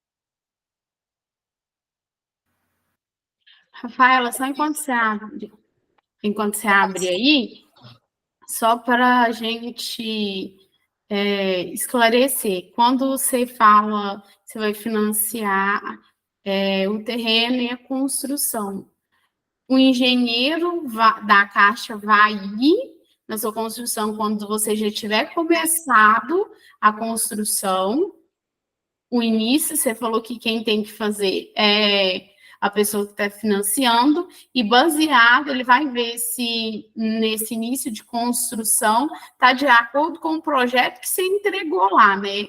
Isso é importante, tem que estar de acordo com o projeto inicial. Ou eu posso ir mudando no decorrer da construção. Não pode. Se você escolheu, eu vou colocar porcelanato cinza. Eu quero colocar cerâmica. Não. A sua avaliação foi para uma casa de R$ 400.000, que o seu porcelanato é um porcelanato acetinado. É tão assim minucioso que até a questão eu já vi engenheiros e engenheiros, né? Já vi engenheiros corretos assim apresentando até a cor da tinta, ele já especifica com o cliente, fachada, tudo, já entrega para a caixa ali tudo mostrando como que é, porque não é no decorrer da obra. Por quê? Porque você fez a sua aprovação de crédito lá atrás, no começo, com a aprovação do projeto. Então, com base ali nas características que você apresentou para a Caixa, você comprovou que aquilo ali era o seu imóvel. Claro que acontece algumas vezes, que eu já vi, em termos de ter que fazer alguma modificação do projeto que não foi verificado no começo, talvez a queda do telhado, que era para ser uma água, passou a ser uma queda de 2 águas, então tem que fazer alguma adaptação e tudo. Aí, então, solicita-se, faz uma retificação de projeto, sabe? Aí é o engenheiro que o cliente contratou ali. Nesse trâmite todo, o corretor já não acompanha mais. Isso daí eu fui acompanhando a nível de curiosidade mesmo, para me agregar conhecimento. Mas aí eu vi, a pessoa chegou com uma retificação lá e pediu a sua autorização. Porque o nosso trabalho vai até onde? Nosso trabalho vai até na parte ali do terreno. Na hora que finalizou a transferência do terreno para o nome do cliente e a Caixa efetuou o pagamento para o proprietário, para ele nos pagar, ali finalizou o nosso, teoricamente, finalizou. Mas aí vai de cada um. Se você quer manter aquele vínculo com o seu cliente, passei aqui na sua obra, não, tá ficando bacana e tal. Por quê, gente? No começo, até a gente comentou sobre a gente achar onde está o nosso cliente. É muito melhor você receber um cliente de pós-venda, que ele vem por uma indicação, do que você cativar um cliente todo ali. Por quê? O que vem de indicação, ele já vem com um fator muito importante, que é a confiança. Hoje em dia é muito difícil da gente confiar nas pessoas, porque o mercado ele está tão amplo, com tantos profissionais aí sem ética, sem profissionalismo, nem nada, que acaba que a nossa profissão, em alguns olhos, passou a ser mal vista. Tem gente que fala assim, eu não vou colocar imóvel com corretor, não. Mas você tem que comprovar para aquele proprietário que é importante ele colocar com corretor. Porque quem sabe dos trâmites imobiliários, dos trâmites de documentação, de dar segurança para o cliente, fazer simulação, vai ser você, não vai ser o proprietário. O proprietário não vai saber abrir um simulador e saber que o cliente está comprando, o que ele consegue financiar ou não. Vou apresentar aqui para vocês, ó.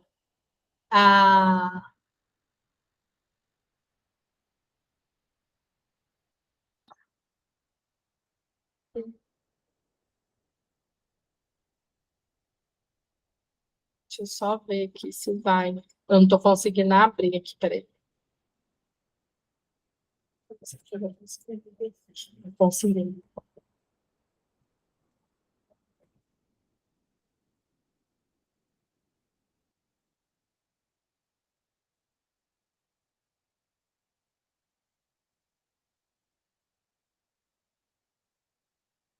Vou compartilhar essa tela aqui com vocês, ó.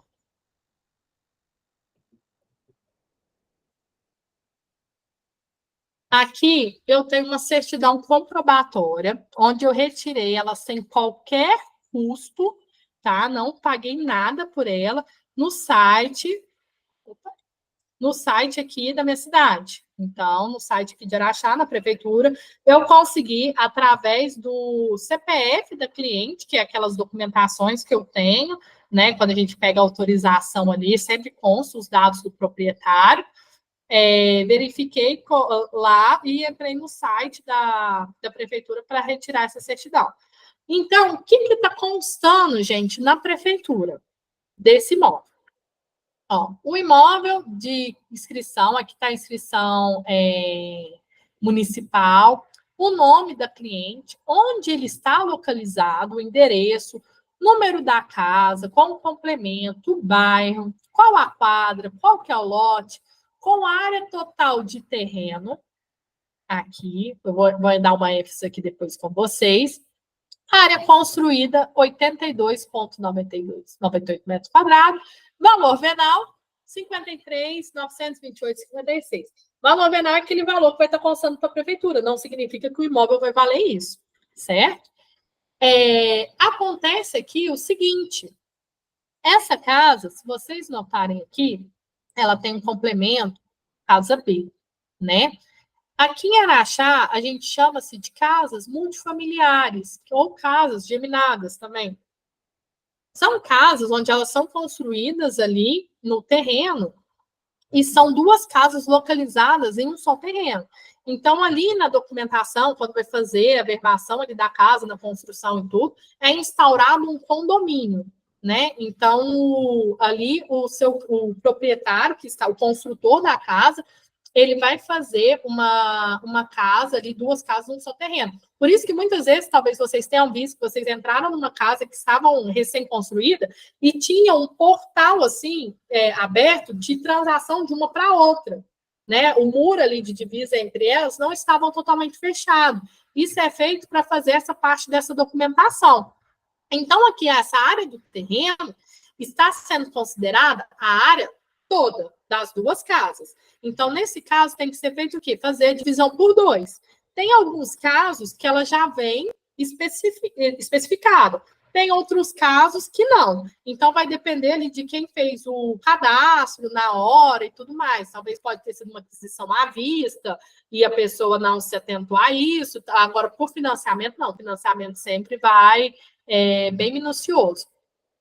Essa pessoa, então, do terreno dela de 326,70, ela, na verdade, ela possui 163,35 de terreno.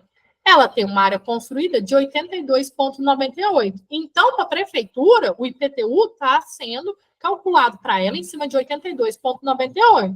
Entra naquele ponto onde lá no começo da aula nós comentamos.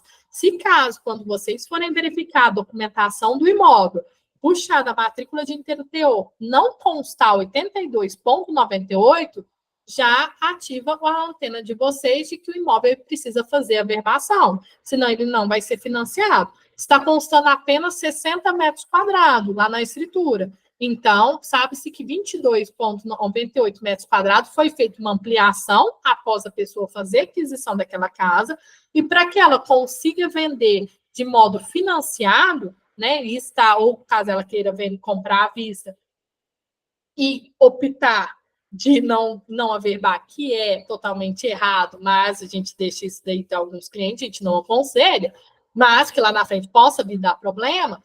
Mas é importantíssimo ressaltar com o cliente que seu imóvel não está totalmente averbado. Você precisa de fazer essa averbação para, então, ele estar totalmente apto e condizente. Certinho? Alguém tem alguma pergunta do que eu comentei agora, dessas informações? Tem alguma dúvida? Por enquanto, eu não. Diego, Elaine?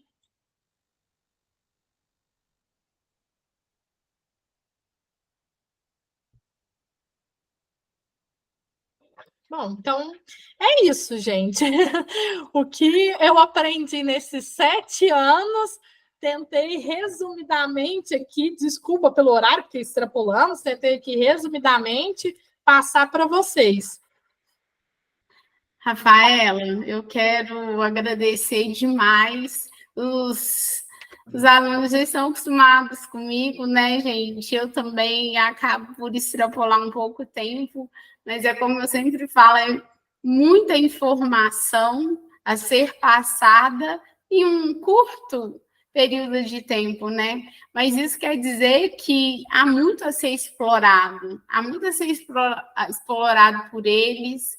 Eles podem buscar muita informação, é uma matéria que não se esgota, né? Como você falou no começo da aula, e eu sempre falo, matéria, o direito imobiliário, ele é matéria para você estudar todos os dias da sua vida, você sempre vai ter o que aprender. É uma área extremamente vasta e tem espaço para todo mundo, né, Rafaela? Cada um com o seu conhecimento, cada um com a sua prática, cada um com o seu nicho. Eu quero agradecer demais a sua participação. Você é uma excelente profissional, você se comunica muito bem, é uma excelente empreendedora. A gente já se conhece, né? E eu sempre disse isso e volto a repetir isso publicamente. Eu quero agradecer demais todo informação, todo conhecimento que você trouxe para a gente, agregou demais, enriqueceu demais a nossa aula, a nossa matéria. Tenho certeza que todo mundo que participou ao vivo e todos os alunos que estarão vendo posteriormente essa aula estarão assim recheados de informações e de conhecimento que serão úteis para a prática do dia a dia. Você trouxe uma visão prática da sua profissão. Isso é extremamente enriquecedor. Dá para perceber, como você disse, que você é apaixonada pelo que você faz. E um dos segredos do sucesso é você amar o que você faz, né? Quero agradecer demais a sua participação, viu, Rafaela? Eu quem agradeço muito, gente, pelo convite, poder, assim, esboçar algo para vocês que eu aprendi ao longo desses anos todos. Igual eu sempre falei, estou aberta sempre a aprender. Talvez mês que vem, se a gente topar, vou ter mais experiências, vou ter aprendido mais, porque cada cliente é uma experiência, cada um traz um conhecimento, agrega mais coisas. E deixo muito claro que o mercado hoje, graças a Deus, de imobiliária, ele é tão amplo que está tudo bem se você não conseguir seguir na carreira solo. Está tudo bem você entrar numa imobiliária com vários ali, profissionais, que é onde você vai se adaptar melhor naquela questão de ter ali vários parceiros, onde vocês compartilham bastantes experiências. Então, quando vocês forem entrar para o mercado, tentem não entrar, eu quero trabalhar só para mim e tudo mais, se você não está totalmente seguro disso. Se abra as oportunidades de talvez começar em uma equipe, pegar uma experiência, para então você ingressar no seu próprio negócio. Que hoje a minha forma como eu trabalho é o quê? Eu trabalho para mim mesma, sou só eu, porém eu tenho uma vasta parceria aqui pela cidade. Então, eu estou sempre fazendo intermediações com parceiros, colegas parceiros meus, que também funciona bastante. A gente está sempre ali se agregando em conhecimentos, que vai aparecendo muitas coisas, sabe? Então, deixe novamente aqui meu telefone para o contato, minha rede social, vocês podem estar me chamando, caso vocês tenham o interesse, alguma informação, alguma dúvida, talvez, aqui que eu tentei resumidamente passar o que é mais importante hoje, que eu vejo, né? Claro que cada profissional vê de uma certa forma. Hoje, para mim, como meu pilar é financiamento, para mim, hoje, é primordial esses pontos que eu quis trazer hoje para vocês. Muito obrigada, Natália, pela nossa parceria de todos esses anos. Gratidão demais. Você agregou na minha vida também muitas coisas que eu sei jurídica, devo a Natália. Para quem não sabe, Natália agregou muito no meu conhecimento, no meu embasamento jurídico, que eu tenho pouco que eu sei. foi graças a ela com o compartilhamento. Então, vocês estão aí com uma ótima professora, uma pessoa inteligentíssima que entende, que está aí sempre agregando conhecimentos. Não tenho dúvida de que vocês aí serão ótimos profissionais. A gente se vê aí no mercado e o que precisarem, estou à disposição. Natália e Rafaela, boa noite. Eu Boa queria noite. agradecer vocês duas aí, né, pela excelente aula, entrevista, né, foi um intensivão aí, né, de transações imobiliárias. Agradecer em nome da Politécnica. Obrigado, Natália, pela iniciativa, né, de trazer a Rafaela. Obrigado, Rafaela, por ter compartilhado com a gente, com os alunos. Assim, o que vocês falaram hoje, eu acho que nem no curso inteiro, assim, eles não teriam agregado tanto conhecimento como agregou hoje. A gente só tem a agradecer mesmo. Muito obrigado. Fico feliz, As portas muito estão feliz. abertas, né? Igual a Ana falou, né? A gente marcar alguma coisa.